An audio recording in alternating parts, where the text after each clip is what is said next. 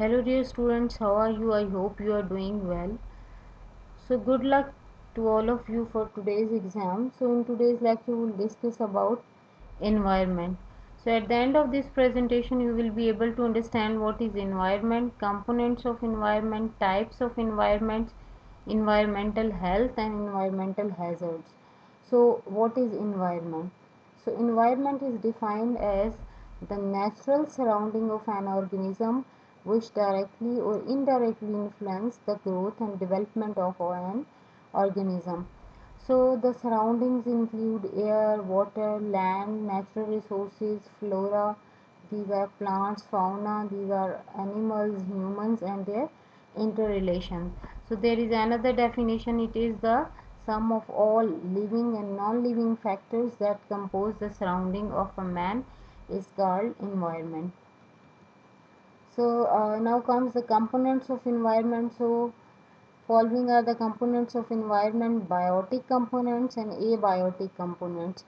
So biotic components include all living organisms like plants, animals, and man also included in biotic component of the environment. And abiotic component of the environment includes non-living things such as air, water, land, etc. So now biosphere, that is the biotic component of environment. Plants and animals, they together they make the biosphere. So it is a narrow zone of the earth where air, water and lands interact with each other to support life. So biosphere includes plants and animal kingdom. So there are following three elements of biosphere. There are producers, then consumer, and then comes decomposers. So producer includes all plants and animals, they make their own food, and then comes consumers, those who consume food. In consumer there are herbivorous, carnivorous and omnivorous. So herbivores, these are the first consumers. They are plant eating animals like goat, deer, and they are large in number and reproduce faster. Then comes carnivores. Carnivores, they are second level consumers, and they are flesh eating animals like lion, tiger, and they have sharp teeth and claws and reproduce at slower rate. So then comes omnivorous. These are the consumers, they eat both plants and animals, includes man and ant. So then comes decomposers. These are the microorganisms like bacteria. They get their food from the dead plants and animals by decomposing them. So we call them decomposers. So they keep the natural environment clean because they convert the dead matter of the plant and animal into simple compounds which then enters in the air and soil. So these were the elements of biosphere. So after biosphere, the component, second component of environment, that is lithosphere. So lithosphere, this includes, this is the solid crust or the hard top layer of the earth. So it is made up of rock and minerals and covered by a thin layer of soil. So it is an irregular surface with various landforms like mountains, plateaus, plains, valleys. These are all included in lithosphere. So lithosphere is a domain that provides us forest, grasslands for grazing and lands for agriculture and for land for human settlement, and that is also a source of mineral wealth as well, lithosphere. Now comes the hydrosphere, the third component. Hydrosphere, as the name indicates, hydro mean water, so all water is included in this component. The water bodies on the earth surface together form the hydrosphere like sea, ocean, rivers and lakes. These are all comes in hydrosphere. So earth is also known as water planet because 71% of its surface is covered with water. So water is used for various purposes: domestic, agriculture, industrial, for transportation and for generation of electricity. Also water is used for generation of electricity. So the next component is atmosphere. So atmosphere, that is the gaseous envelope around the earth's surface that consists of mixture of gases, water vapors and tiny dust particles. So atmosphere is endless with no visible boundary. So atmosphere, that is composed of various gases. So major gases that are present are nitrogen 78%, oxygen 21%, argon, that is 0.93%, carbon dioxide 0.03%, and other gases like helium, hydrogen, methane, ozone, they are present in 0.04% and 0.04% amount. So and water vapors and dust particles are also present. So there is a ozone layer that protects us from the harmful ultraviolet rays of the sun, and it acts as a blanket which prevents the earth from becoming too hot during day and too cold during night. So this is the function of ozone layer. So here in the center there is biosphere, the living world, then lithosphere, lands, hydrosphere, water, and atmosphere, that is air. So now comes the types of environment. So mainly there are three types of environment: physical environment, biological environment, and cultural environment. So in physical environment there is atmosphere, hydrosphere, lithosphere. Then in biological environment, flora, all plants and fauna, all animals and microorganisms. And in cultural environment there is society, economy, and politics. So in physical environment we have air, water, soil, housing, climate, geography, heat, light, noise, debris, and these are all included in physical environment. So air pollution, all air pollutants and toxic waste and pesticides are also included in physical environment.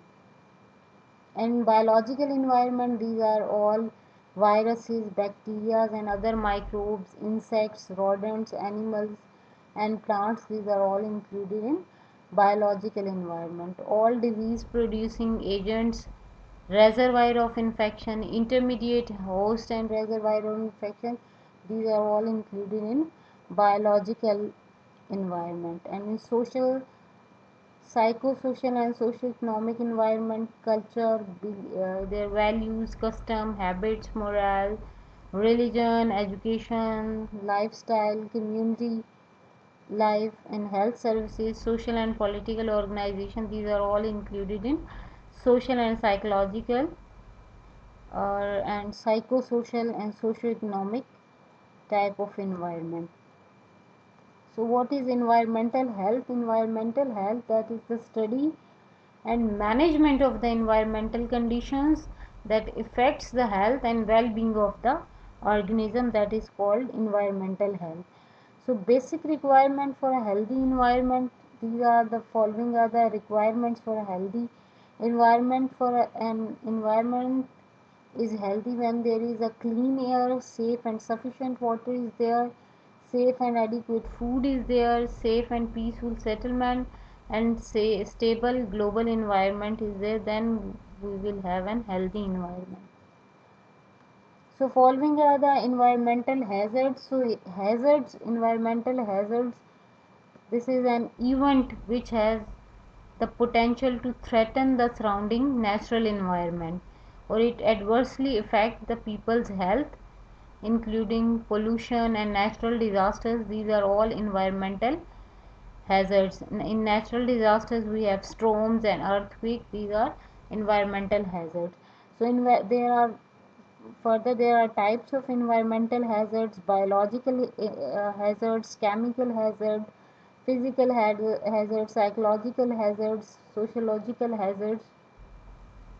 So now we'll discuss one by one what are the biological hazards. Biological hazards, also called biohazards. These are all biological substances that pose a threat to the health of the living organism, particularly a human being. These include viruses, bacteria, toxins they can affect the health of the human being. So in biological hazards, we can have waterborne diseases. These are diseases that are caused by drinking contaminated water, and the water that is contaminated with viruses and bacteria. So diseases included poliomyelitis, cholera, hepatitis A, and amoebic dysentery. These are all waterborne diseases. Then foodborne diseases, they are caused by contaminated food. So there are mainly three bacteria: Campylobacter, Salmonella, and E. coli. They cause foodborne diseases and illnesses. Then comes the vector-borne diseases. These are the diseases that are caused by the vectors like flies, mosquitoes, etc.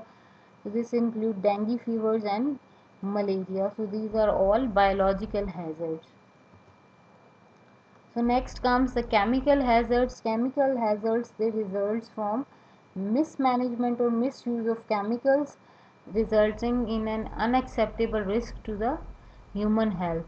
So chemical hazards include pesticides, environmental tobacco smoke, and lead. So pesticides, these are the chemicals that are manufactured for the purpose of reducing population of undesirable organism or pests. So most pesticides, they kill non-target microorganisms along with the target species. So they kill non-target organisms as well. So the wise use of pesticide can protect the human health and agriculture crops. So there are two types of pesticide: herbicides and insecticides. So these herbicides, they will kill the extra weeds or extra plants that are growing with uh, uh, these are growing with the useful plants. These are the non-useful plants. So these herbicides, they will kill those plants, and insecticides, they will kill the insects. So next, environmental tobacco smoke. So smoke that comes from burning of the tobacco products, and smoke that is inhaled by the smoker, that is environmental tobacco smoke. So inhaling environmental smoke is called involuntary or passive smoking. If you are not smoking but you are inhaling the environmental tobacco smoke, then you are a passive smoker. So what are the health effects of environmental tobacco smoke? It causes lung cancers, childhood disorders like bronchitis, and heart diseases as well. So smoking should be restricted from the public buildings or from many private sites, and there should be regulation for smoking. That is the best approach to control the this pollutant. So next come the lead. Lead is a naturally occurring element that is used in manufacturing of many industrial and domestic products. So overexposure of lead leads to anemia, birth defects in children, it causes damage to the bones, and it causes neurological defects and kidney damage as well. So exposure can be through ingestion or inhalation of lead. So children are particularly at risk for eating peeling lead paints. So there is a study that the prevalence of very high blood levels among young children that was declined significantly between 1984 and 1994 due to the removal of lead from the gasoline. So they removed lead from the gasoline, that reduced the lead highest level of lead among the children. So occupational hazard is a major source of lead intake for adults. So for adults, if they are working in an area where there is lead is present, then they will have lead poisoning. Next comes the physical hazard. Physical hazards, these are the workplace hazards that can affect the body. So they may include radiations, excessive noise level, fall, and poorly communicated evacuation routes. So examples are unguarded machinery, and there are some parts of the machinery that are moving and they are exposed, and there is constant loud noise, and there are vibrations, and working, some people they are working from the ladders, and scaffolding and height. So scaffolding, that is temporary structure on the outside of the building that is made up of wooden or metal poles. So these are all physical hazards. Now comes psychological hazards. Of psychological hazards, that is a hazard that affects the mental well-being of the worker, or by overwhelming the individual coping mechanism and impact the worker's ability to work in a healthy and safe manner.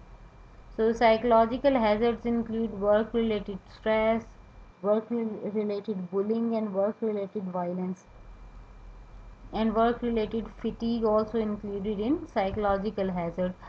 So now comes the social hazards. Social hazards are also called complex emergencies. Seriously limits a population access to health services, water, food, and transportation, all of which are determinants of the health. That is called social hazard. So they also often leads to lack of safety and tends to come hand in hand with natural disaster like floods, etc.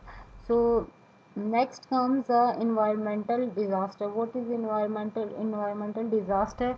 It is an incident which take place due to naturally or because of human actions. So that has a harmful impact on the natural environment.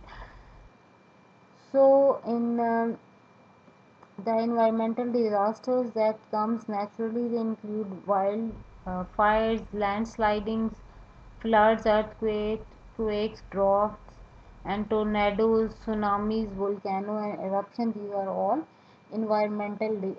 natural environmental disasters. And then the environmental disasters that are caused by human actions, they include oil spills, chemical spill, and nuclear incidents. These are uh, the environmental disasters. So this is all about today's lecture. Thank you very much. If you have any question, then you can ask.